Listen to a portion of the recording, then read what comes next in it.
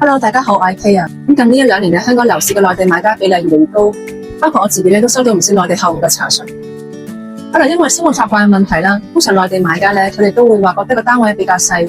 而我哋介紹翻啲面積更加大嘅一個戶型。所以最近你會發現好多發展商咧都會推出一啲合法改造嘅一個雙連大平層，去滿足翻佢哋嘅需求。趁住今日咁好嘅天氣，阿 K 嚟到咗呢個位於34小學名校網嘅全新二樓，叫做128 Waterloo。呢度啱啱推出咗一個高層雙連嘅大平層，成個套內面積係接近1800尺，仲可以享受到前面呢一個咁開揚、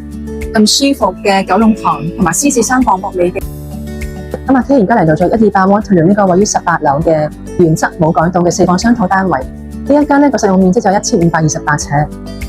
係連埋一個44尺嘅露台。發展商就貼心咁樣將樓上嗰一層嘅呢個單位啦，同埋隔離嗰個500幾尺嘅兩房咧，就將佢自行打通啦，自製翻一個雙連嘅大平層。其實好多時客人咧因為工作繁忙啦，未必會有時間咧去親自去裝修同埋去佈置呢屋企嘅。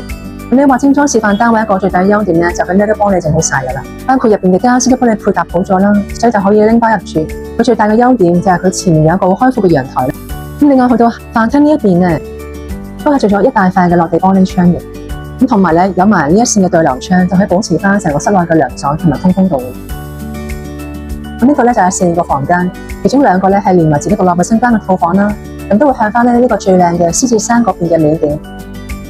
咁我哋嚟到咗第一間嘅套房，因為呢一度咧係位於名校雲集嘅34小學校網啦，同埋九龍城嘅綜合校網。再加上九龍塘咧自己本身區內都有好多嘅國際學校，包括建中國際學校啦、美國國際學校同埋澳洲國際學校。咁其實而家128 Waterloo 成個樓盤已經高出咗90%嘅單位啦。跟住除咗因為佢嘅樓盤品質好之外咧，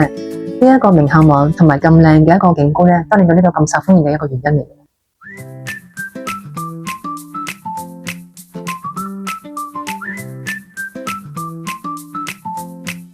有好多時咧，如果小朋友唔係好多嘅話咧，好似呢一類4房雙套嘅大戶型咧，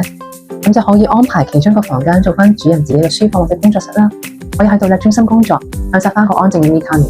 另外呢一個房間都會自帶翻一個生活陽台，出邊就會望翻後面嘅一個城景。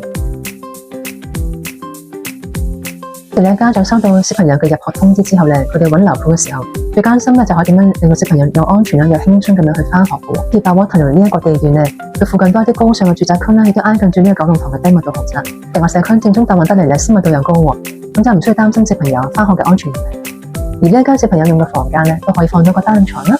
另外有自己一個書台，同埋咧呢一邊都會做翻一個咧到頂嘅衣櫃嘅。好啦，我哋而家嚟到咗亞族重頭戲主人套房。主人套房咧就一定係可以享有到最靚、最開揚嘅呢一個景觀嘅。咁阿 K 其實舊年都拍過呢個樓盤啦，同埋都親自帶行咧睇過呢一個單位嘅。大家入到嚟主人套房啦，見到呢一個咧曲尺型嘅弧線落地玻璃窗咧，都會讚不絕口嘅。就任何嘅角度啦，都可以打量到出邊呢一個咁開揚啦、咁舒心嘅一個九龍塘嘅 low rise 景嘅。呢一間主人套房空間都相當之寬敞啦，可以做到3邊落床。咁除咗做呢個內置浴缸啦，連埋呢一個乾濕分離嘅躺門之外，呢一邊咧亦都係鋪翻呢一個高端嘅雲石材料啦。上呢一度咧一個毛巾架嘅一個設計喎。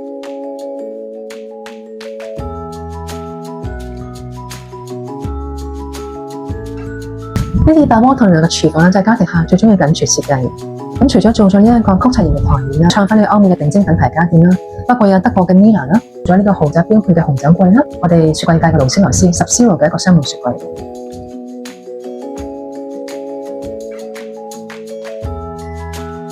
佢呢度嘅會所亦都提供咗同區非常之罕見嘅一個室外嘅天上泳池啦，亦都會有宴會廳、健身房咧，同埋呢一個兒童嘅天地嘅喎。相信可以滿足到一家大細嘅一個需求。咁剩翻咧18樓打上極少量嘅一個800幾尺嘅3房啦，500幾尺嘅2房，同埋 K 上頭先所介紹1250尺嘅呢個4房雙套，再加埋呢一度有同區住無近有嘅呢一個1800尺嘅自製雙連大平層，咁真係手快有手慢冇㗎。如果你想了解樓盤嘅優惠詳情啦，同埋咧過嚟參觀佢嘅二樓，咁可以咧去翻我個主頁度加翻我一個微信好友，記得點讚關注同埋分享視頻俾你嘅親朋好友啦。